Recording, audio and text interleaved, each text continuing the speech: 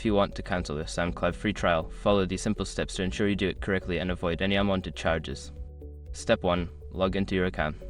Visit the SoundCloud website or open the app and log into your account using your credentials. Step 2. Access account settings. Once logged in, navigate to your account settings. This is usually found by clicking on your profile picture or username in the top corner of the screen. Step 3. Go to subscription settings.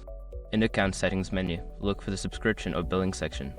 This is where you can manage your current subscription and trial status. Step 4. Cancel the trial. Find the option to cancel your free trial. Click on it and follow any prompts to confirm your cancellation. Make sure to read any information provided about the cancellation process. Step 5. Check for confirmation. After cancelling, check your email for a confirmation message from SoundCloud. This will ensure that your trial has been successfully cancelled and that you won't be charged.